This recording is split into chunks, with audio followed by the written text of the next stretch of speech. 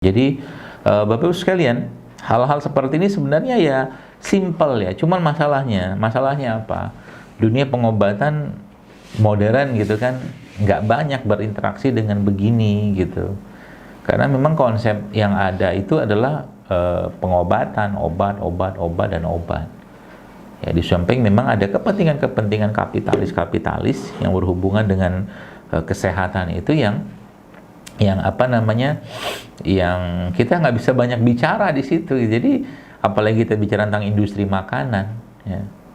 Cobalah mungkin kalau saya boleh memberikan saran kepada Anda ya, teman-teman di sana, untuk mulai membiasakan atau masukkanlah sedikit gen-gen sehat gitu kan dalam tubuh anak-anak Anda dalam bentuk kebiasaan ya. Jadi Anda mengajak atau mengajarkan kebiasaan hidup sehat kepada anak-anak Anda di rumah, dan itu nanti akan terus berkembang ya.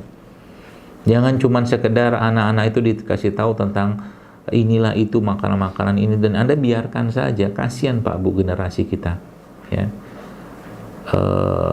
Saudi Arabia atau Arab Saudi yang sekarang ya saat ini tuh Masya Allah, kasihan kadang-kadang saya lihat. Dan itu tinggal tunggu waktunya meledak, oleh auzubillah ya. Tidak mendoakan, tapi memang kalau saya lihat faktanya kan seperti itu. Karena sebagian besar dari mereka mau makan apapun, makan nasi mandi, nasi biryani, nasi kapsa, segala macam, minumnya soda, coba Masya Allah. Soda ya. Macam-macam lah mereknya. Atau juga mereka gula ya, gula pasir dan seterusnya ya. Jadi nggak ada ceritanya ada orang bilang di Saudi Arabia itu rumah sakit sepi, rame ya, karena emang tadi pola makan udah kayak begitu. Kenapa bisa kayak begitu? Karena nggak paham apa yang dimakan ya. Dan yang menjadikan lagi Bapak sekalian bahwa apa yang dimakan kita itu akan menjadi bagian dari gen kita ya. Jadi bagian dari gen kita. Jadi subhanallah ya. Nah, makanya kayak sekarang salah satu yang Bapak Ibu mungkin bisa kerjakan kalau Anda punya anak-anak di rumah. Bahwa sudah kayak begini kan ini bisa dibuka. Kapsulnya bisa dibuka ya. Mungkin kalau anak-anak yang belum bisa makan kapsul gitu kan, dibuka kapsulnya ya. Masukin dalam mangkok kecil, campurkan madu, aduk-aduk. Kasih minum ke anak. Atau mungkin juga tambahkan sedikit dengan probiotik ya. Itu juga sangat powerful untuk menjaga kesehatan, mau wabah kayak mau nggak wabah kayak, salah satu caranya ya. Tinggal nanti diatur aja dosisnya dan diubah-ubah aja ya. Apalagi menariknya itu memang Allah Subhanahu wa taala menciptakan produk-produk ciptaan Allah itu beda-beda dari tempat ya. Saya waktu ke Australia itu nyari ya buah-buahan lokal di sana yang saya nggak dapat di sini gitu kan. Seperti itu biasanya. Ya, di sana kan jarang ada rambutan, ya. Di Australia kayaknya setahu saya nggak ada rambutan ya, karena emang nggak cocok tumbuh di sana. Adanya buah-buah yang memang seperti mungkin pear, peach, kiwi atau apa gitu ya, apel-apel organik gitu, itu dimakan. Ya, memang karakter makanan di suatu negeri itu ya akan sesuai dengan karakter penyakitnya. Kalau buruk makanannya mah penyakitnya kayak begitu. Artinya apa? Kalau dikembalikan lagi kepada konsep-konsep dasar alamnya, orang Indonesia cocoknya makan apa? Ya makan apa yang ada di Indonesia.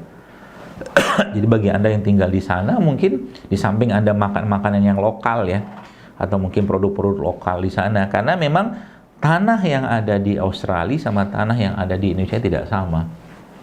Ya, bahkan bau seseorang ya, aroma tubuh seseorang itu dipengaruhi oleh makanan yang dia makan. Nah, itu sebenarnya bau apa? Bau bakterinya gitu, bau bakterinya. Ya, tapi ada makanan-makanan umum ya, atau produk-produk umum yang kita bisa ambil yang semua itu berdasarkan Al-Qur'an dan Sunnah Nabi Shallallahu alaihi wasallam. Itu. Kemudian apalagi yang kita bisa lakukan dalam rangka menguatkan imunitas ya. Kalau saya sih nggak usah terlalu heboh dengan wabah inilah gitu kan. Ya, kita waspada perlu, kita ikhtiar perlu, tapi biasa aja lah gitu loh. Nggak usah terlalu panik-panikan, nggak usah terlalu parno-parnoan gitu kan. Ya protokol-protokol yang memang harus dikerjakan silakan kerjakan sesuai dengan protokol syariat juga ya, dan atau mungkin aturan yang ada. Tapi jangan juga ketakutan gitu kan. Jadi cerita tentang sahabat saya tadi yang imam masjidnya itu saturasinya oksigen, gara-gara itu doang, padahal di swab belum, ya di rapid belum, itu masjidnya bubar. Nggak ada yang berani datang ke masjid. Ini saya bilang, di mana kita meletakkan iman kita, Bapak sekalian? Ya, di mana kita meletakkan iman kita selama ini? Ya, katanya sudah belajar tentang takdir, katanya tentang belajar ini, belajar itu segala macam, tapi lupa ketika ada sesuatu yang sifatnya itu apa namanya perlu disikapi dengan bijak gitu kan. Ya nggak usah juga gitu-gitu amat ya, seperti itu. Gitu ya, mungkin penjelasan saya karena sudah jam 7 ya, mudah-mudahan bisa dipahami. Dan terakhir mungkin yang saya tadi mau saya sampaikan itu adalah coba rutinkan berbekam ya, berbekam ya setiap bulan 1 kali. Abu Hurairah waktu mendapatkan pesan dari Nabi SAW tentang puasa Ayyamul Bid ya, puasa 13, 14, 15, itu Abu Hurairah tidak pernah meninggalkannya selepas itu ya. Nah, termasuk juga berbekam ini ya, berbekam ini salah satu sunnah Nabi SAW yang bisa Anda kerjakan ya. Misalkan di rumah ya, kalau buat bekam-bekam sendiri mungkin saya kira mungkin bisa belajar mandiri otodidak lah ya. Tapi kalau Anda di sana kan buka praktek nggak mungkin ya. Tapi buat bekam-bekam keluarga insya Allah mudah lah ya. Atau mungkin juga nanti bisa diadakan pelatihan bekam ya, pelatihan bekam nanti di sana ya, ngundang tenaga bekam dari Indonesia mungkin untuk mengajarkan pada keluarga-keluarga di sana untuk bagaimana suami nanti bisa bekam istrinya, istrinya bisa bekam suaminya, dan seterusnya ya. Waktu saya pernah diundang di Qatar ya, itu oleh kedubes di sana, itu juga saya ngajarkan waktu itu ke keluarga-keluarga muslim di Qatar tentang bekam, dan mudah kok sebenarnya, dan efeknya tapi luar biasa.